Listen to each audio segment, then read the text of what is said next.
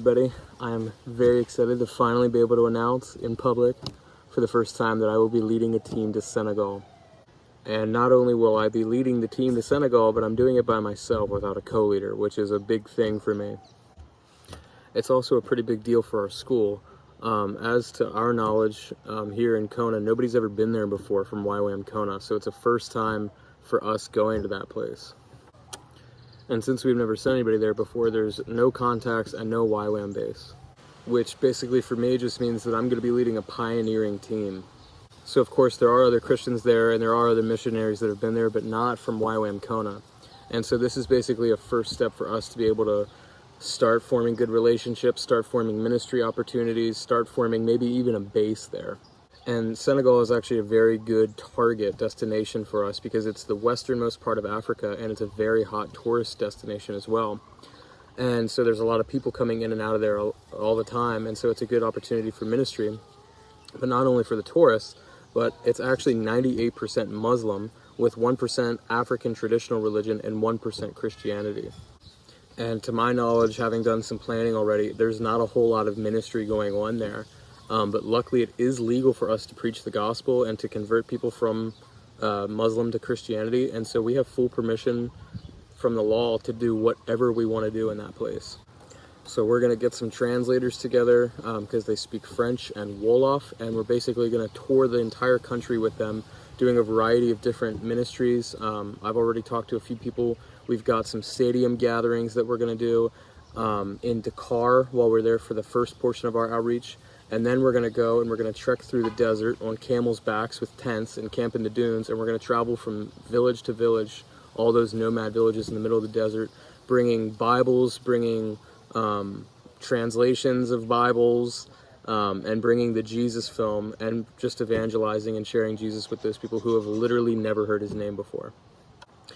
So after we do that in the dunes there, the next portion of our outreach is going to be done in the rainforests of Senegal. There's basically two halves of it. Senegal is roughly the size of South Dakota. And so if you imagine South Dakota split down through the top half is desert, the bottom half is rainforest, and there's a little slit in the middle. There's city, and then basically that's another country called the Gambia, which we'll probably also go to, but we don't have confirmation on that yet. And so while we're there, we will genuinely probably be reaching people that have never been reached with the gospel before. Actually, that's definitely going to happen. And we're going to be worshiping God the entire time that we're trekking through the desert and the rainforest, worshiping Jesus where he has literally never been worshipped before in all of human history. So as of now, I'm still in the planning phase. I've only had like 2-3 contact calls at this point. So we're only just beginning to get the ball rolling. And since there's absolutely zero momentum already in that country, it's going to be a fun little challenge to be able to plan an outreach where we've never done one before. This week, the students will be able to find out that it is one of the outreach locations, and then they'll be able to pray about it and decide if they want to go there. And then I think, we're not sure yet, but I think the week after that is when they're going to finally find out where they're going and when I get my team put together. It should be probably a team of anywhere between, I don't know, I'm going to say 7 to 14 people. And then our classes will transition into refined training for how to spread the gospel and be effective for Jesus in that area. And we'll do that for about 3 months here in Kona, and then the end of March we'll be heading off to Senegal.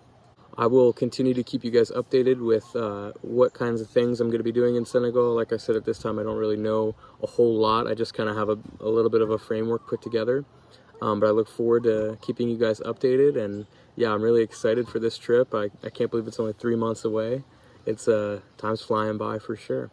I also just want to take a moment to thank everybody who helped me get to Kona here in support and prayer and just everything like that. Thank you guys so much for believing in me, believing in the mission that I'm a part of, and believing in what YWAM does. Yeah, and thank you for believing in me specifically as a leader, and to be able to disciple students and take people into the nations. And so your support has meant so much to me. It's allowed me to make it here. It's allowed me to survive here in Kona.